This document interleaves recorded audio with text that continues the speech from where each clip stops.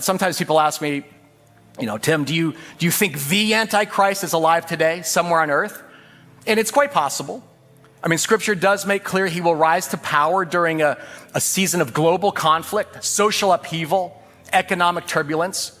And here's something crazy. Some of you texted me about all this. Last month, I saw this article in the Wall Street Journal. This is about Peter Thiel. You know Peter Thiel? Anybody know about him? He's the co-founder of PayPal. And Palantir, okay, the data analytics firm that helps power our government and military. And he says, regulating AI hastens the Antichrist, says Palantir's Peter Thiel. In other words, in his view, the rapid rise of AI, hyperintelligence, is creating this fertile soil for the Antichrist to calm everybody's fears. I'm gonna help govern the whole thing, one world authoritarian regime. And I'm reading this, I'm like, this is Peter Thiel. He's not a pastor. This is a billionaire tech investor, okay? He's holding lectures right now in Silicon Valley for tech executives on the Antichrist. I'm like reading the newspaper. I'm like, tell me we're in the end times without telling me we're in the end times, right? The Vatican has been working on a set of moral principles to guide the development of artificial intelligence and other emerging technology. And that has received pushback from some major players, including Peter Thiel. The Silicon Valley billionaire is not a Catholic, but grew up in an evangelical Christian household and has strong views about the intersection of technology and religion. As a reminder, if you don't know, Thiel founded the payments app PayPal, helped launch a company called Palantir, a tech company that has contracts with the U.S. military and with ICE, the U.S. Immigration and Customs Enforcement Agency, at the center of America's currently unpopular immigration enforcement. And Thiel has been a key advisor and donor to President Donald Trump and Vice President J.D. Vance. So you can imagine the attention and concern when Thiel decided to hold a series of lectures on the Antichrist in Rome on the Vatican's doorstep. Revolutions like right now, AI, there's a big discourse on AI regulation. And for Thiel, what he means by Antichrist is basically, he refers to some part of the Bible where I think the terms are the peace and safety of the Antichrist or something like that. So for him, the Antichrist is sort of like a stand-in for a desire of state institutions, mostly international institutions, to regulate technological innovation, which he's against. We have the mechanisms that would make world government, a gigantic global surveillance state, is plausible. That seems plausible too. On its own, they both seem not that desirable. Why would we have a crazy surveillance state? Why would we, why would we do this? But if you're scared enough of these things, that's the weapon. And this is sort of where my speculative thesis is that if the Antichrist were to come to power, it would be by talking about Armageddon all the time. And Peter Thiel, the Antichrist would talk about Armageddon all the time. He'd scare people and then offer to save them. Yes, it's the 1 Thessalonians 5:3. The slogan of the Antichrist is peace and safety. The stakes are so absolute, where the stakes are so extreme, where the alternative to peace and safety is, Armageddon and the destruction of all things. And then that's where peace and safety gets you way more than it would have in 1750. René Girard, in I Saw Satan Fall Like Lightning, one of his books, the Antichrist boasts of bringing to human beings the peace and tolerance that Christianity promised, but has failed to deliver. The Antichrist probably presents as a great humanitarian, as a great, it's redistributive. It's as an extremely great philanthropist, as an effective altruist. All of those kinds of things. And he uses strong Christian imagery in his language. I want to see if you can talk a little bit more about that. I know you touched on that a little earlier, but how extreme are his views? Thiel positions himself as a contrarian in contrast to the safety-minded people, to the ones that want to regulate AI, and says, no, you are talking about the AI apocalypse, but the real apocalypse would be if humanity stopped technological progress, if some sort of it's not extremely coherent, because like there's a second scenario where he says sometimes he talks about the apocalypse as this sort of like idea of a one world super state, like a super powerful European Union and mix of like European Union and the Chinese government that uses AI technology to kind of like remove individual freedoms. And he says this kind of like stagnation, the stasis, is the real danger of AI. And the only way to not have that future is to full on press ahead with private tech development of this technology. It used to be that the reasonable fear of the Antichrist was a kind of wizard of technology. And now the reasonable fear is someone who promises to control technology, make it safe, and sort of usher in what, from your point of view, would be a kind of universal stagnation. So I think people still have a fear of a 17th century Antichrist. Yes. We're still scared of Dr. Strangelove. Right, but you're saying the real Antichrist would play on that fear and say, you must come with me to avoid Skynet, to avoid the Terminator, to avoid nuclear Armageddon. Yes.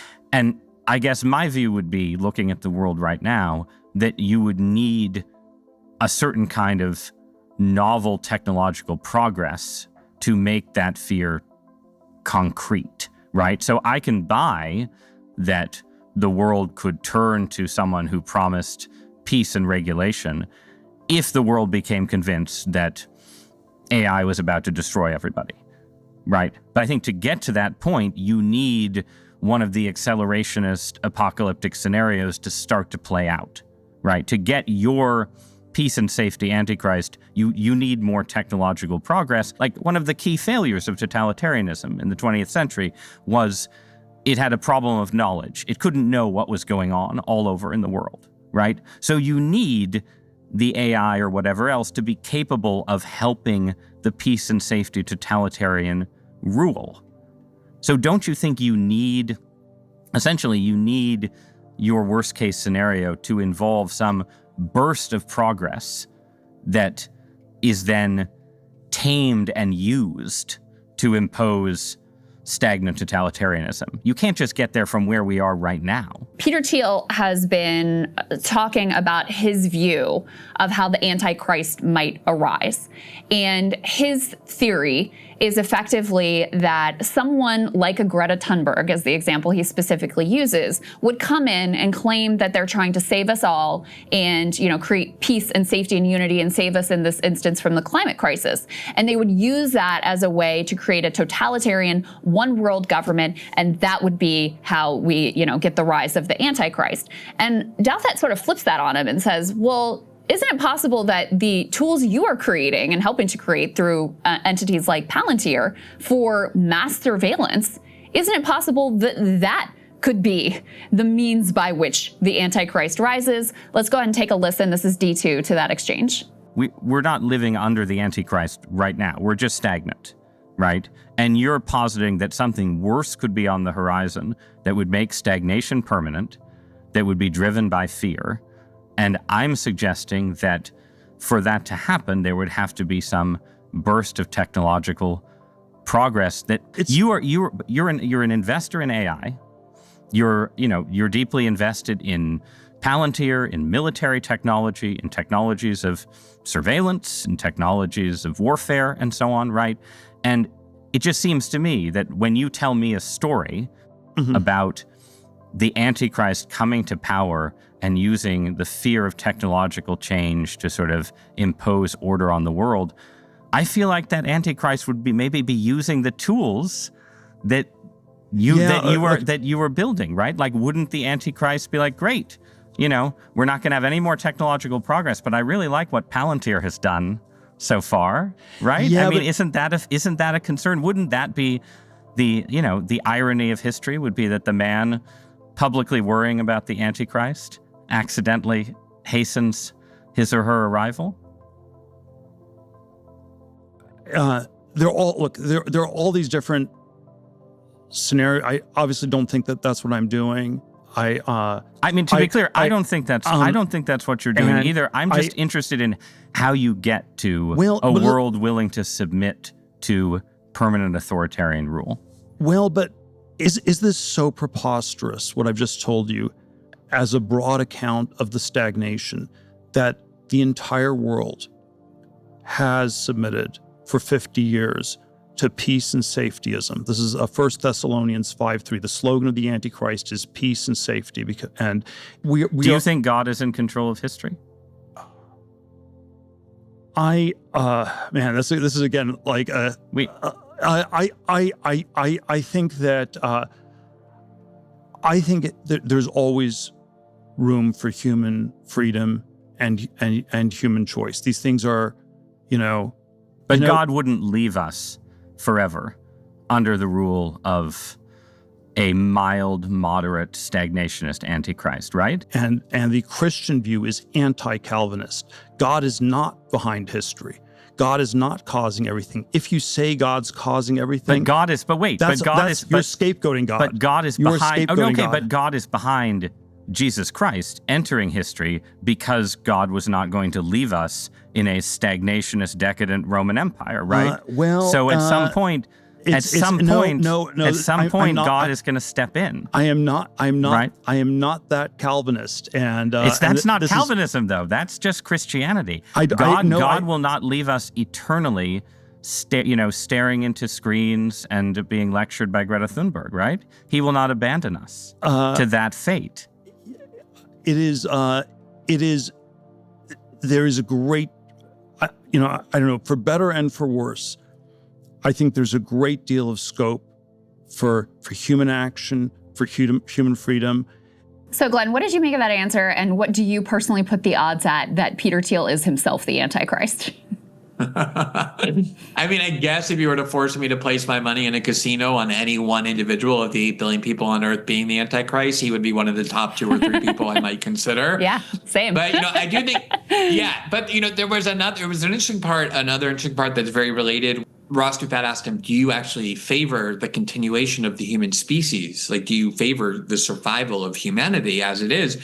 And he basically was saying no. He refused to say yes. He was stuttering around way more than he usually does. It wasn't like an autistic stuttering. It was like really he was struggling with that question. And Ross was like, that's a very basic question that should be an easy yes. Like, I'm asking you, should humanity survive? Right. And he basically described this Yeah, that's something we should all have. That's like the warm-up question that I think we should all be able to answer quickly. But he couldn't, because he has this very transhumanistic vision that is shared by a lot of Silicon Valley tycoons like him. They basically view themselves as transcendent beings, as kind of the Ubermensch. And there's a lot of reasons why billionaires become accustomed to thinking that way. They're surrounded by people who treat them that way. They have the kind of power that makes them believe that they're uniquely capable of doing that.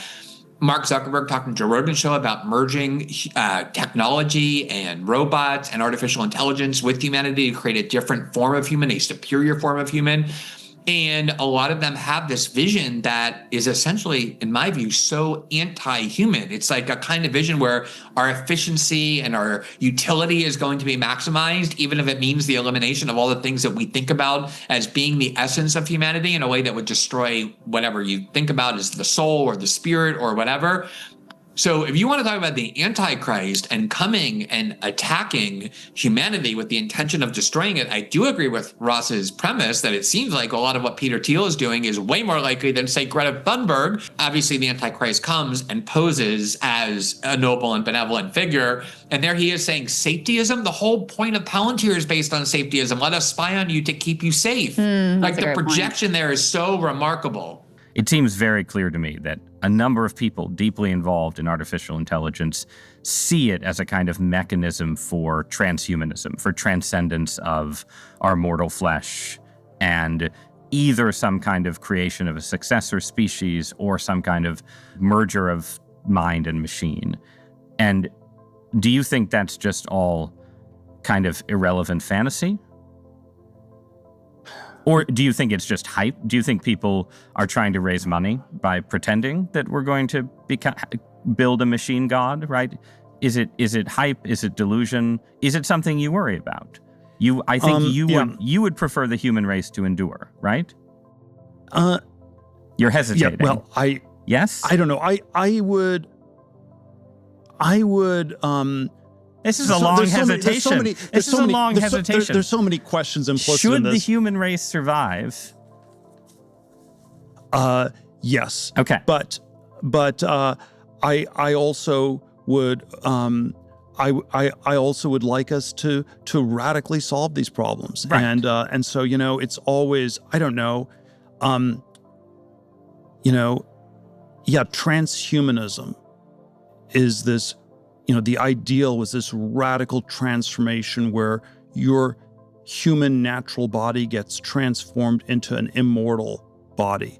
And there's a critique of, let's say, the trans people in a sexual context, or a transvestite is someone who changes their clothes and cross-dresses. And a transsexual is someone where you change your, penis into a vagina. And we can then debate how well those surgeries work. But we want more transformation than that.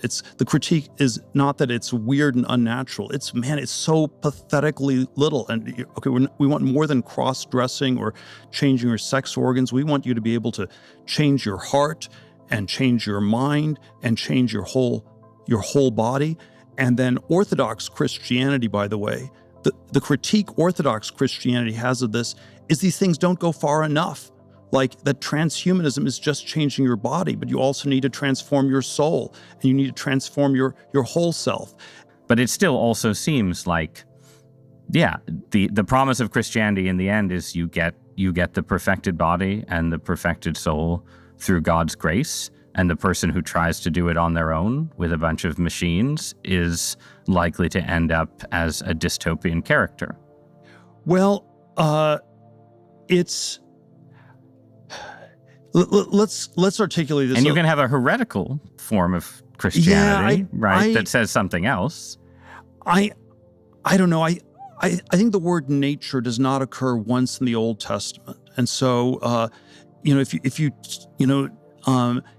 and there is a word in which a sense in which the way I understand the Judeo-Christian inspiration is it is about transcending nature. It is about overcoming things. And the closest thing you can say to nature is that people are fallen, and that's the natural thing in a Christian sense is that you're messed up.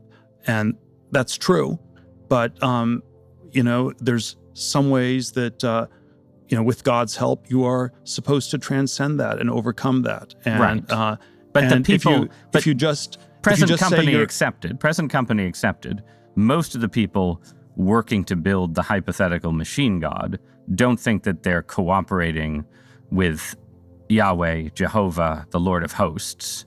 They think that they're building immortality on their own, right? People like Thiel have made themselves, very influential in this administration. And again, the alliance with J.D. Vance, I think, is very significant here as well. They have really gotten what they've wanted in terms of, we're just going to race forward with this thing. We'll figure out the consequences later. We got to beat China. China's developing AI. We got to be first to get to artificial general intelligence. He believes that we should just race forward with this technology, come what may, and has this, and again, I don't think this is just Peter Thiel, he's very influential, but many of these Silicon Valley titans have this same view that effectively, there's a faith, like a religious faith, that this technology is what we have to pursue, and it's going to actually create this bounty and this sort of utopia that they have in their minds. I absolutely agree with you that they have this utopian vision of what AI is that is obviously in their interest to foster and perpetuate because of how heavily invested they are in it and because they're the masters of the AI. So they want to get people to believe that it will just lead to bountiful, abundant, loving futures for all of us. So there's a lot of propaganda with that. I think that we need debates about what kind of safeguards are needed. The problem is that it's not just what you've described, which is this kind of transhumanistic narcissism that the people in control of this technology possess and really do believe in as a religious faith, but it's also the competitive aspect. As nation states now, we're told, China has it, and China does have it at least as advanced as the United States has, and that was that DeepSeek trauma to the American mind that it seems like they even might be ahead of us in terms of the technology. And so the idea then becomes, well, if we limit it, the Chinese never would, or the Iranians never would, or all the bad people or the terrorists never would. And that to me is the biggest danger, this idea that for our own survival, we can't really allow any limits on AI, because if we place limits on it, others won't, and they will come to dominate us. Trump named as AI czar David Sachs, who's one of the co-founders of PayPal with Peter Thiel. He was the chief financial officer. I know David pretty well. I don't think he's like this Bond villain, but he definitely is somebody who really believes in the urgency of going forward with AI. Trump believes in that. Everyone around him believes that. And we're barreling toward a future, which I don't think people really understand, without any kind of contemplation or debate because all the incentives of powerful people are to just barrel forward with it and have it unleashed with zero restraints of any kind, or even debate about whether we should allow that to happen. And so I just read that as like, man, I got my Bible here, I got a newspaper here. Wake up, folks, stay alert. Sometimes the devil comes disguised in the very tools that we use, and they promise us convenience and safety and progress. We're not called to hunt for the Antichrist. We are called to keep our eyes open for Jesus Christ. Amen? Jesus said, when these things begin to take place, lift up your heads, for your redemption is drawing near. So take a look at these 6 characteristics of Antichrist. The Bible says the beast will be profoundly wicked, a global leader after world domination. He'll have some sort of head wound that results in a fake resurrection. He'll utter proud, blasphemous words, drawing people's worship away from Jesus to Satan himself. And this is the 6th characteristic, is he'll actually be a man of war. Thank you so much for watching this video. If you enjoy this channel and want to support what I do, you can join our Patreon community. For as little as $4 per month, you'll help support this channel and get early access to upcoming videos before everyone else. God bless you, and I'll see you in the next video. I am Alpha and Omega, the beginning and the end, saith the Lord, which is, and which was, and which is to come, the Almighty. He which testifieth these things saith, surely I come quickly. Amen. Even so, come, Lord Jesus.